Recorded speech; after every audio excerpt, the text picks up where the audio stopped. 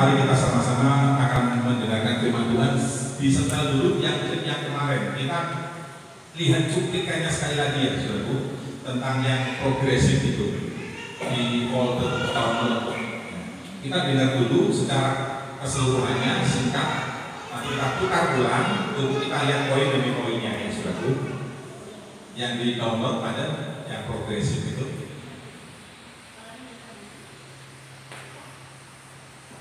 Langsung titik kalau sudah ketemu. Mungkin buka barat yang mana posisinya bisa dibantu yang kemarin ya.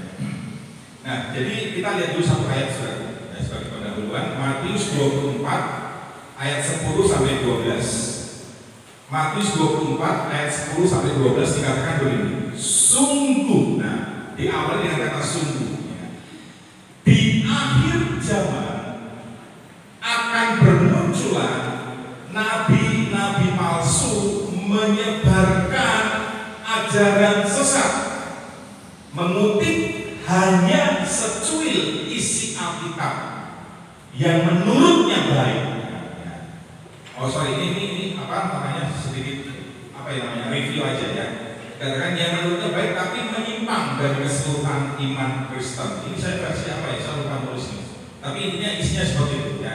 Matius 24 ayat 10 sampai 12. Setelah lagi ya, sungguh di akhir zaman akan bermunculan nabi-nabi palsu menyebarkan ajaran sesat, mengutip hanya secuil isi Alkitab yang menurutnya baik tapi menyimpang dari keseluruhan iman Kristen. Sudah ketemu? Ya, kalau sudah langsung diklik aja.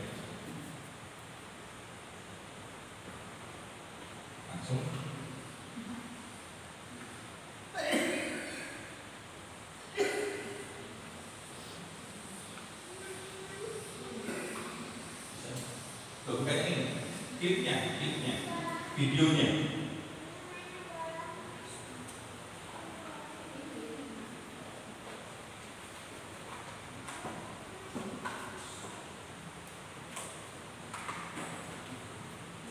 Namanya kekristenan progresif.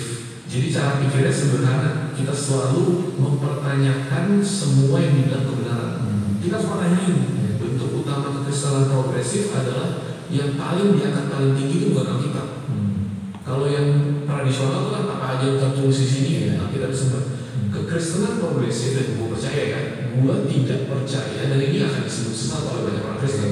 Gue tidak percaya bahwa Alkitab tak pernah salah. Kekristenan umum itu dipercaya yang namanya inerrancy of Bible, artinya Alkitab tuh nggak mungkin salah. Kalau dia bilang bumi diciptakan 6 hari, ya 6 hari.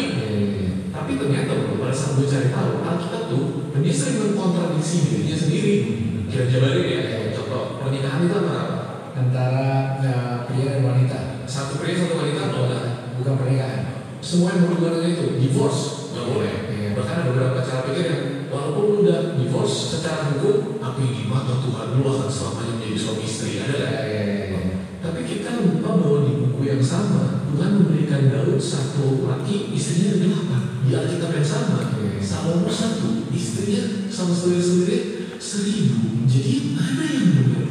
Kekristenan progresif mengerti dan melihat bahwa Alkitab pun sering bertabrakan, bahwa tidak semuanya itu menjadi satu patokan yang selalu dipakai Tuhan setiap waktu. Kita harus melihat buku itu sebagai buku yang mungkin diinspirasi oleh Tuhan, tapi ditulis oleh manusia dan tidak bisa menjadi patokan hitam putih kayak kunci surga itu bukan di dalamnya. Itu yang namanya Alkitab. Tapi semuanya bisa ditafsirkan secara progresif. Progresif artinya selalu diperbarui. Jadi hari ini pun kita bisa mempertanyakan berlaku atau enggak, beneran seperti itu atau enggak.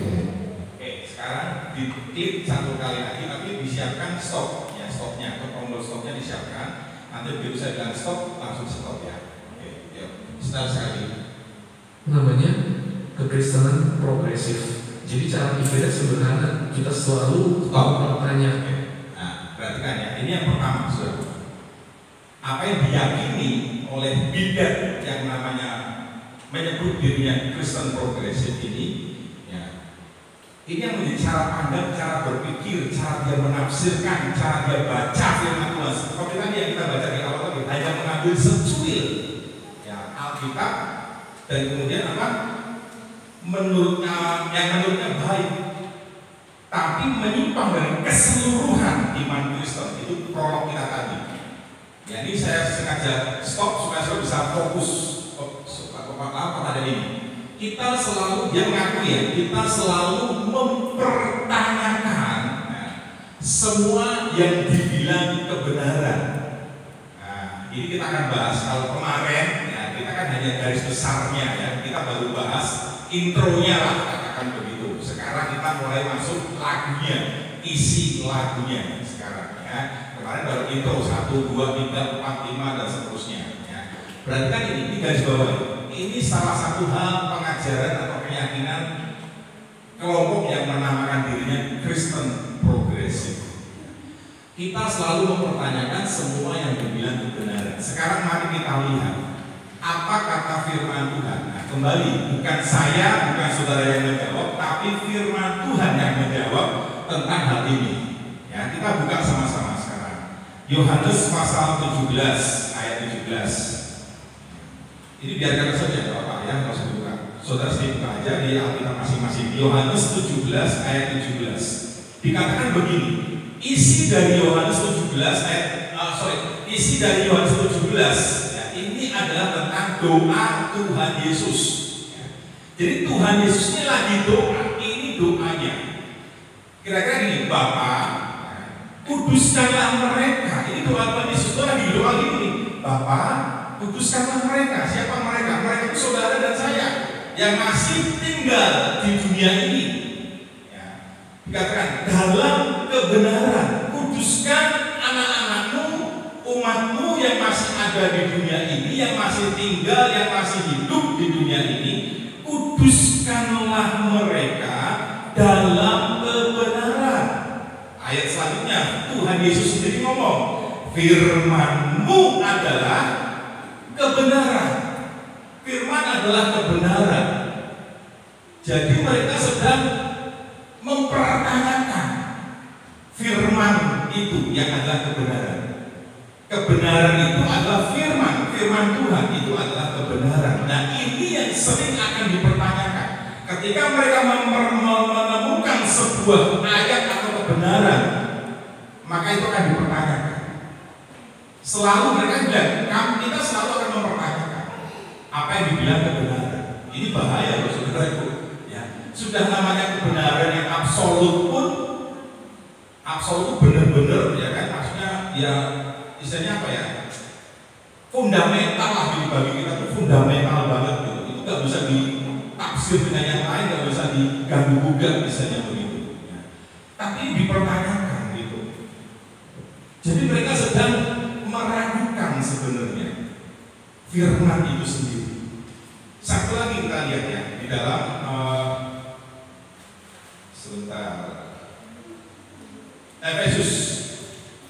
Efesus pasal 1 ayat 13. Kita lihat lagi ya. Efesus 1 ayat 13. Kata firman Tuhan apa? Dikatakan begini.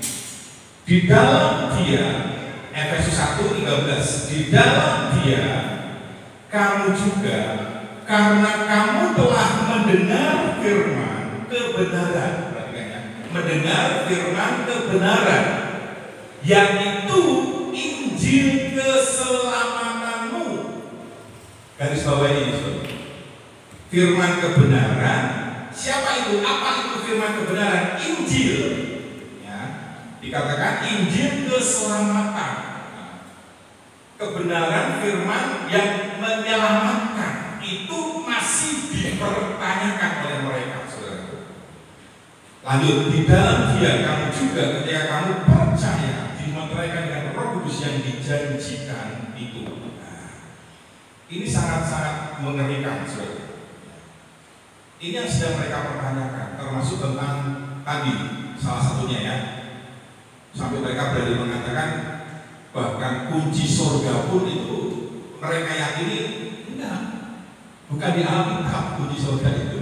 Ya memang kalau secara pengertian yang lain, konotasi yang lain, tafsir yang lain, ya kan, seolah benar gitu ya kan. Ya memang surga, kunci surga tidak di Alkitab tapi di dalam Yesus Kristus gitu.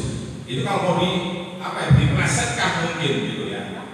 Tapi kan yang dimaksud dari kata-kata itu kan kunci surga itu ada di dalam Alkitab. Maksudnya Alkitab itu apa? Alkitab itu kan firman Tuhan, ya kan?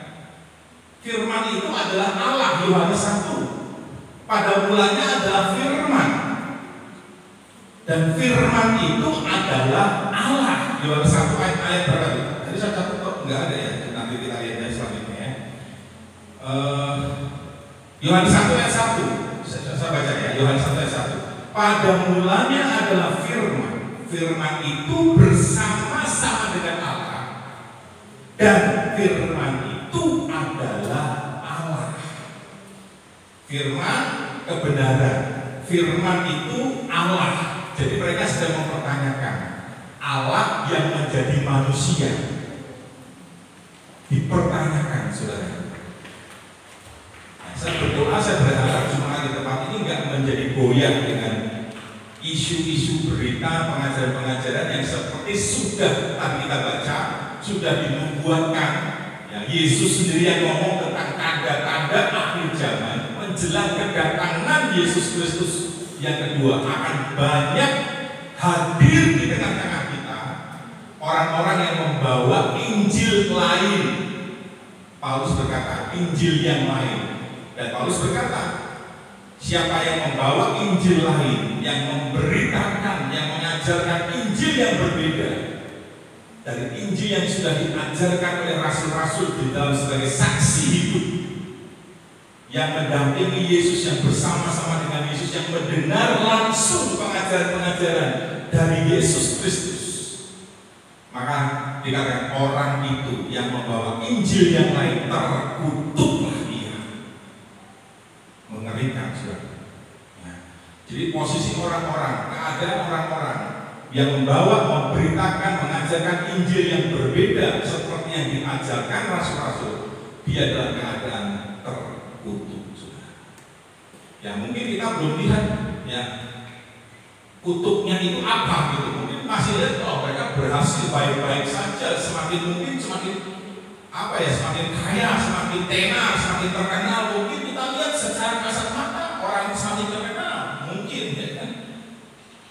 Tapi sebenarnya dia sudah ada dalam kondisi terkutuk. Bukan saya yang bilang, Alkitab yang bilang, saudaraku ya. Alkitab sebagai hakimnya. Yohanes pasal 12 dikatakan Alkitab inilah, firman inilah nanti yang akan menjadi hakim buat kita, yang akan menghakimi kita. Ini tentang yang pertama tadi ya, Kolose 1 ayat 5 sekarang kita lihat. Kolose 1 ayat 5 dikatakan begini, oleh karena pengharapan kita itu sudah mengharapkan, kita punya pengharapan yang mulia. Apa pengharapan kita sekarang? Apa yang kita harapkan, apa yang kita nanti-nantikan sekarang itu adalah tentang kedatangan Yesus. Pengharapan dengan janji kedatangannya. Ketika dia naik ke surga, dia berjanji akan datang kembali. Nah itu janji itu yang sedang kita harapkan. Janji itu sedang kita nantikan. Datangnya hari itu, saudara. Pengharapan yang mulia akan kedatangan Yesus. Dikatakan begini. Ayat yang selanjutnya, pengharapan yang disediakan bagi kamu di surga. Tentang pengharapan itu telah lebih dahulu kamu dengar dalam firman kebenaran, yaitu Injil. Sekali lagi Alkitab menjelaskan, menerangkan, membuktikan, menyatakan, mendeklarasikan bahwa firman itu adalah kebenaran. Firman itu adalah Allah itu sendiri. Tapi dipertanyakan. Mari kita lihat selanjutnya. Lanjutkan ini. Kan semua yang dibilang kebenaran, kita harus tanyain. Bentuk utama kekristenan progresif adalah yang paling diangkat paling tinggi itu bukan Alkitab. Stop di situ. Oke. Coba masalah tulisannya tadi supaya kita bisa fokus di situ. Klik dulu, jalan dulu aja. Satu klik. Bikin play lagi aja. Namanya kekristenan progresif. Jadi cara pikirnya sederhana. Kita selalu mempertanyakan semua yang dibilang kebenaran. Kita harus tanyain bentuk utama kekristenan progresif adalah yang paling diangkat paling tinggi itu bukan Alkitab. Yes, betul. Nah, ya, yang diangkat paling tinggi itu bukan Alkitab. Artinya apa? Otoritas tertinggi itu bukan Alkitab. Apa? Ini akal. Akal manusia, pengetahuan, tafsiran sendiri, pembenaran sendiri, itu yang diangkat. Selalu berubah, selalu berkembang cara berpikirnya. Menafsirkan Alkitab tidak bisa lagi dengan cara dulu, harus ikuti perkembangan zaman. Dengan kata lain, Alkitab sudah kuno. Nah, mereka menolak Alkitab sebagai otoritas tertinggi. Salah satu iman fundamental kita yang nggak bisa diganggu-gugat, ring satu iman kita, ring satu, istilahnya begitu ya. Ring satunya adalah Alkitab adalah firman Tuhan. Itu salah satu deklarasi atau kebenaran dalam ring satu iman fundamental kita, yang nggak bisa diperdebatkan lagi, yang nggak bisa ditawar lagi, absolut mutlak, saudara. Ini Alkitab adalah firman Tuhan, itu sudah sakot. Nah, ini sudah perhatikan, mereka nggak lagi menjadikan Alkitab sebagai otoritas. Lalu apa kata firman Tuhan? Kembali kita jawab ya. Matius pasal 21 ayat 4. Matius 21 ayat 4 berkata begini. Hal itu terjadi supaya genaplah firman yang disampaikan oleh Nabi. Jadi kejadian-kejadian peristiwa-peristiwa khususnya ya, ini kita bicara dalam konteks yang lebih kecil, yang lebih inti. Contoh dalam proses kelahiran Yesus, setiap peristiwa yang terjadi yang dialami oleh Yesus itu sebuah penggenapan firman yang pernah disampaikan oleh para nabi dalam perjanjian lama. Contoh misalkan, kenapa Yesus harus ke Mesir? Nah, itu untuk menggenapi firman yang pernah disampaikan. Kenapa Yesus harus disalibkan? Itu untuk menggenapi firman yang dulu pernah disampaikan para nabi. Yesaya pernah menyampaikan, dan banyak beberapa nabi lain yang juga menyampaikan tentang apa yang akan terjadi dalam proses keselamatan yang akan datang. Jadi kita bisa simpulkan kan dari ayat ini, hal itu, kejadian-kejadian yang terjadi ternyata untuk menggenapi semua yang pernah difirmankan. Ya kalau firman bukan sebagai otoritas, kenapa hal itu harus terjadi? Gampangnya, simpelnya begitu. Hal itu terjadi untuk menggenapi, berarti firman ini sebagai otoritas. Firman ini harus terjadi. Inilah otoritas kita, hidup kita, keimanan kita. Kita menjunjung tinggi Alkitab, saudara.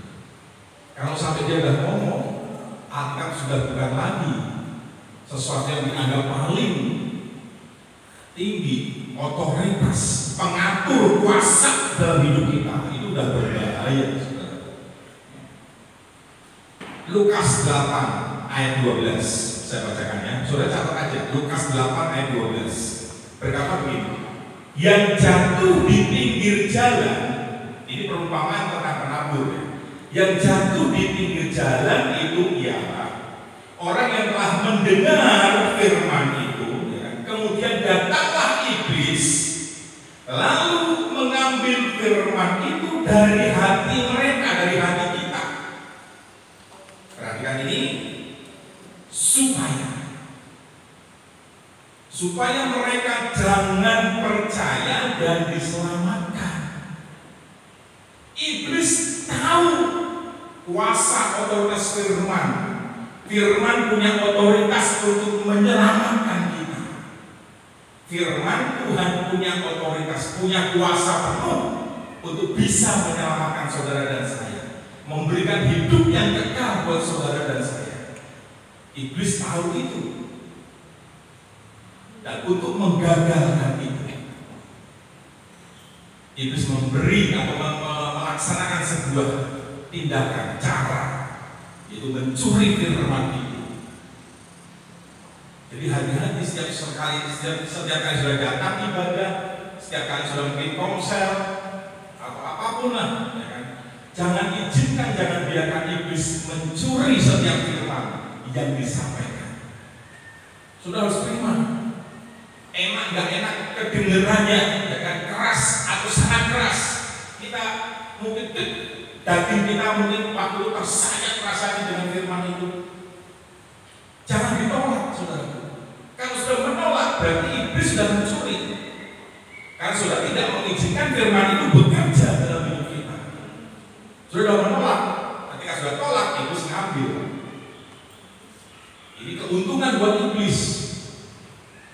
Kenapa? Karena dengan demikian dikatakan ini tidak terjadi supaya mereka, saudara dan saya, supaya tidak percaya pada firman itu dan supaya saudara dan saya tidak diselamatkan. Itu maksud iblis. Berarti iblis percaya loh firman itu punya otoritas tertinggi, tapi dia Kristen progresif ini menolak, saudara. Menurut saudara bagaimana? Bahaya nggak?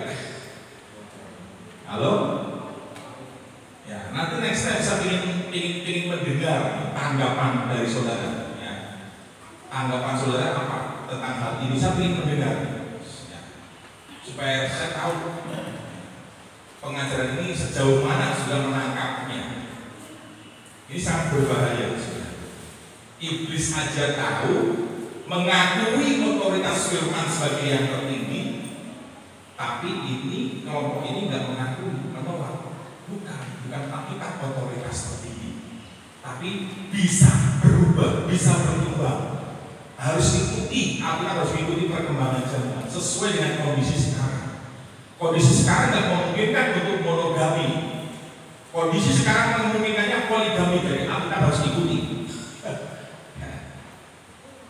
Mengerikan, mengambil securi contoh mungkin, mengambil securi informasi, tapi menghilangkan keseluruhan kebenaran firman Tuhan. Lanjut ya. Yohanes 1 sudah tadi, Yohanes 8 sekarang.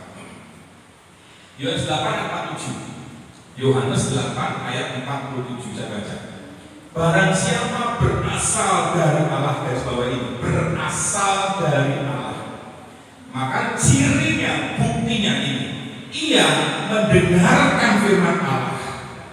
Itulah sebabnya kamu tidak mendengarkannya, karena kamu tidak berasal dari Allah. Nah, sudah bisa tahu seseorang ini dia berasal dari Allah atau tidak, dilahirkan dari Allah atau tidak. Ya, dalam tanda kutip ya, jangan salah tafsir lagi, tadi dilahirkan langsung persepsi kita berbeda, enggak. Ya. Perhatikan ini, tidak berasal dari Allah, cirinya apa? Dia tidak mendengarkan firman yang kebenaran itu. Dia menolak, dia lebih mengutamakan, meninggikan akalnya sendiri, pengetahuan taksiran pembenarannya sendiri.